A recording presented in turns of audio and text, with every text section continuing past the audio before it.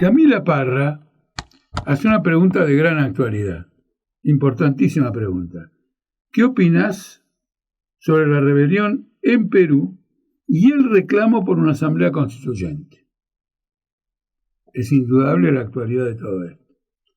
La cuestión de la asamblea constituyente en el último tiempo ha tenido bastante difusión en América Latina. Por ejemplo, con la salida de la dictadura militar en Brasil hubo la asamblea constituyente.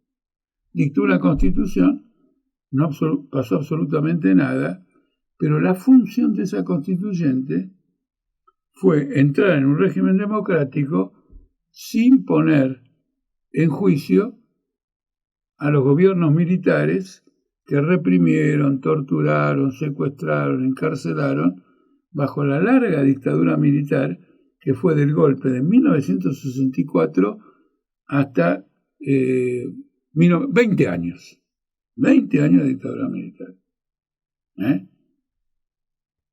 Fue una transacción. Usted haga la constituyente, salimos del cuadro jurídico de la dictadura militar, pero las Fuerzas Armadas quedan sin tocar. Otra experiencia constituyente fue la de Hugo Chávez. Y la función de la Asamblea Constituyente de Hugo Chávez fue establecer en Venezuela un régimen plebiscitario, un régimen de jefatura personal.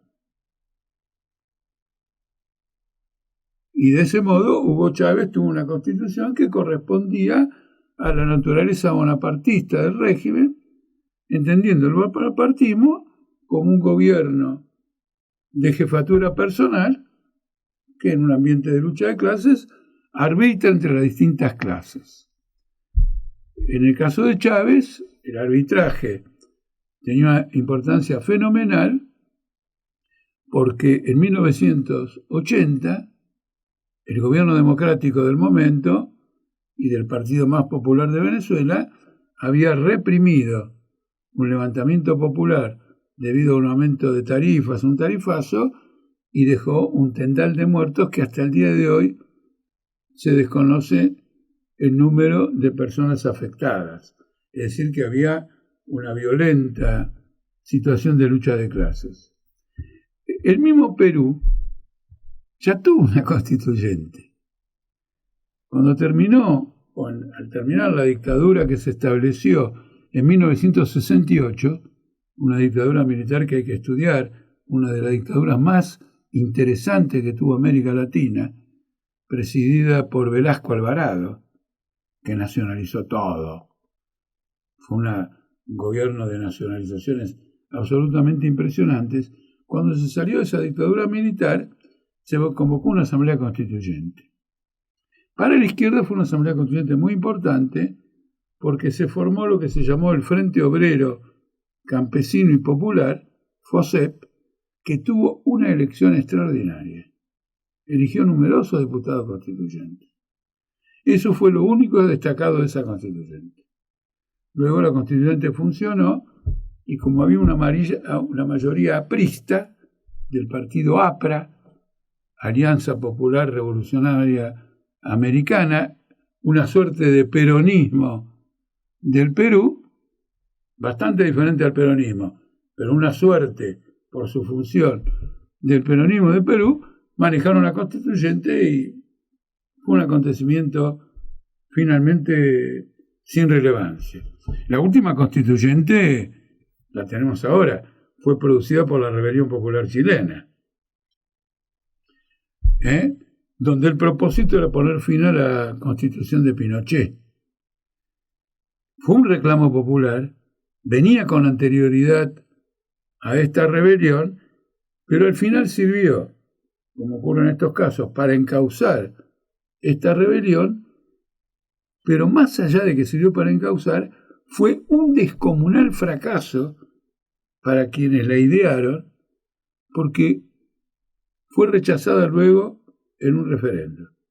Estaba establecido que una vez aprobada la constituyente por la Convención Constitucional tenía que ser puesta a votación, y el pueblo que se rebeló en octubre de 2018 le votó en contra. ¿Y por qué le votó en contra? Le votó en contra porque nada de los reclamos de esa rebelión popular estaba en la constituyente, y por sobre todo porque la situación de las masas empeoró desde la rebelión popular en adelante, agravado luego por la pandemia y la gestión capitalista de la pandemia, y no sirvió absolutamente para nada. Lo que todas estas constituyentes de todos modos tienen en común, y esto es muy importante señalarlo, es que son una institución en el cuadro del régimen existente. En el cuadro del régimen, ¿qué quiere decir? Se convocó una constituyente en Chile, pero el presidente era Piñera, el Congreso con sus diputados y senadores seguía en pie, el Poder Judicial seguía en pie, las Fuerzas Armadas seguían en pie, y los muchachos de la constituyente se tenían que poner a redactar la constitución que se les ocurriera. No modificaba absolutamente nada al cuadro político presente y estaba bajo supervisión vigilada de los poderes políticos que supuestamente la constituyente venía a desafiar. Lo mismo ocurrió con la constituyente peruana de 1980, a la salida de esta dictadura militar que subió en 1968. Lo mismo ocurrió con la constituyente brasileña. Es decir, que son episodios cosméticos que sirven para armar una transición de regímenes de excepción a regímenes constitucionales, rearmar un cuadro jurídico, dar algunas satisfacciones o pretender que se dan algunas satisfacciones a las masas, y se va con esto. Siempre hay que tener, por lo tanto, en cuenta las condiciones concretas, porque en Perú lo más significativo es el pánico que toda la clase capitalista y los partidos tradicionales, el Poder Judicial y la Fuerza Armada tienen a que se convoque una constituyente. No solo tienen miedo a que se convoque una constituyente, no logran adelantar las elecciones luego de que el gobierno electo, en el año que estamos ahora, 2003, 2001, fuera derrocado a través de una crisis política, etcétera, por el Congreso, me refiero a Pedro Castillo, el presidente de la República, fuera derrocado por una decisión del Congreso. Entonces, claramente hay una crisis de poder. Hay una crisis de poder porque quien fue electo por el pueblo fue derrocado por el Congreso es repudiado por la mayoría de la población, es un Congreso fragmentado, hay una crisis de poder. Pero además, en Perú, como ocurre en Chile la Constitución de Pinochet, en Perú rige la de Fujimori, que es un calco de la de Pinochet. Esto es muy importante para quienes siguen a Milei. Muy importante. Porque evidentemente Fujimori y Pinochet no eran lo mismo, pero los dos dictaron el mismo tipo de constitución neoliberal que básicamente consistía en la subsidiariedad del Estado. El Estado no tiene que intervenir en ninguna actividad privada. Entonces ahora, cuando Pedro Castillo hace su campaña, con la consigna Perú es un país rico, pero su pueblo es pobre, él plantea la Asamblea Constituyente como un planteo de su campaña electoral con el propósito de terminar con la Constitución de Fujimori, pero además con un propósito de redistribuir las riquezas dentro de un marco jurídico establecido. Es decir, se cambia la Constitución, se habilita la posibilidad de mayores impuestos a las empresas mineras, esos mayores impuestos van a la recaudación del Estado, el Estado hace planes sociales. Es decir, el planteamiento de Pedro Castillo era un planteamiento de cómo, dentro del marco capitalista, de un orden jurídico capitalista, proveer a un cambio constitucional que permitiera realizar cierto tipo de reformas. Se lo rechazaron. El Congreso es el que tiene que habilitar la convocatoria de una constituyente. Castillo nunca tuvo ni de lejos mayoría en ese Congreso. Ahora el levantamiento popular, la insurrección indígena, toma en sus manos este tipo de reclamo.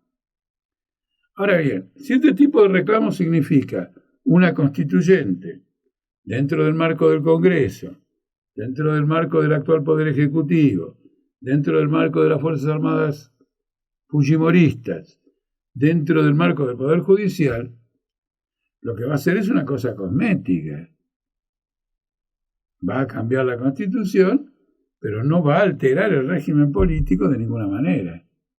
El valor de una consigna constitucional en un momento de crisis política, ¿cuál es?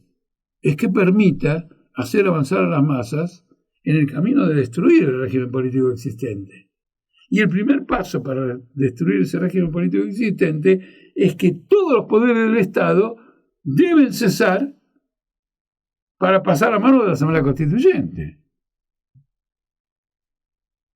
Todo el Poder Judicial debe ser puesto en comisión y depender de la Asamblea Constituyente hasta que ésta establezca cómo va a ser el Poder Judicial, cómo va a ser el régimen político, qué transformaciones va a operar. Otra cosa más, las cosas que decida no deben limitarse a figurar en un papel constitucional, deben ser puestos en ejecución. Es decir, la Asamblea Constituyente debe ser legislativa, debe reunir el poder legislativo.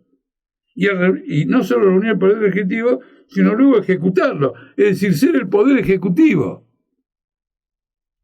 No es lo que plantea ni Pedro Castillo, ni Perú Libre, el partido de Pedro Castillo, etc. Pero les quiero llamar la atención a que todos estos planteos constitucionales, constituyentes, etc., que se han manifestado inútiles, impotentes, que no han cambiado nada, han cobrado una importancia en América Latina, han quedado en la agenda política de América Latina. ¿Por qué motivo? Por la crisis irremediable, insuperable de todos los regímenes políticos. Entonces, está en la agenda, pero en esa agenda hay que darle un sentido transformador, revolucionario. Se puede hacer eso formulando una constituyente libre y soberana, es decir, que asuma la totalidad del poder político, se convierta en legislativa, ejecutiva y judicial, y proceda a un cambio tanto en la letra constitucional como en la realidad política inmediata del país. El temor de los fujimoristas peruanos es que la Asamblea Constituyente, convocada bajo la tutela del Poder Judicial, de este, del otro, se rebele. Existe ese temor. Si tiene una mayoría popular fuertemente izquierdista, con una insurrección indígena, aunque no haya conciencia del planteo de la Asamblea Constituyente libre y soberana, esa conciencia puede emerger por una gran movilización y por la necesidad de resolver problemas inmediatos y problemas urgentes. Puede ocurrir. Y es lo que uno tendría que apoyar en ese tipo de circunstancias. Lo que es seguro es lo siguiente. Cuando se reclama una Asamblea Constituyente, hay que ser una Asamblea Constituyente libre y soberana. Lo contrario es crear a los tres poderes del Estado un cuarto poder. El otro aspecto fundamental es que detrás del reclamo y para imponer ese reclamo se tiene que organizar en forma independiente las propias masas, los indígenas, la clase obrera, para que esa constituyente termine siendo convocada por la clase obrera, por los indígenas, por los campesinos, porque solo en estas condiciones tenemos la seguridad de que va a ser una Asamblea Constituyente y soberana y que va a romper con todos los obstáculos que se le pongan al frente para alcanzar los grandes objetivos que las masas tienen en un momento histórico determinado.